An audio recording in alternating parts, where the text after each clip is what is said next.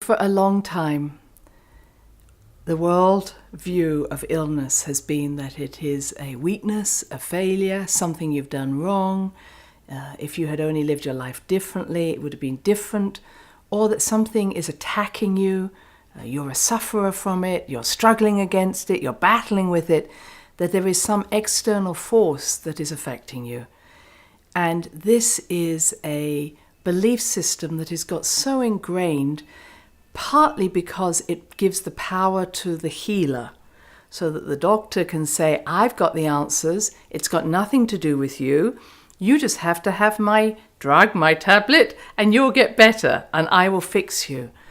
And of course there is an increasing desire by the drug companies to enhance and keep that mythology going, that we don't know what causes illness, but it's nothing to do with you and we have the perfect drug for it.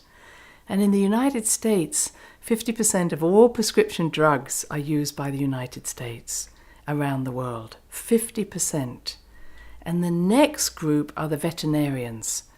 And so you could say that only 20% of the drugs in the world are taken by the rest of the world.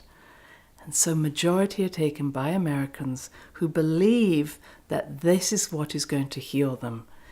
And because America has a belief in freedom, the advertisements say, you never have to be bothered by this illness, we'll give you a drug, and then you don't have to feel anything, and you can continue on the life that you want. And the concept of freedom is so strong to an American that they will go along with that and not think of the consequences. And so now we have, unfortunately, people dying from their drugs in greater numbers than they would die from their diseases. But again, that isn't questioned. That's seen as an inconvenience rather than a reality that needs to be faced. So the face of what is illness, in my mind, is something that's coming from within. And in my 35 years of working as a doctor, I have seen that 95% of illness is a wake-up call from the soul.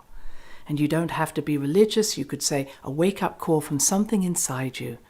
Because when I ask people what was going on when you got sick, all of them will say, I know why I have cancer. I know why I have heart disease. People are not stupid. They know that something is happening in their life, that illness has allowed them to change the focus and given them a break, perhaps, given them time out. And illness allows us space in our life, time to reconsider. It opens a doorway to change our direction.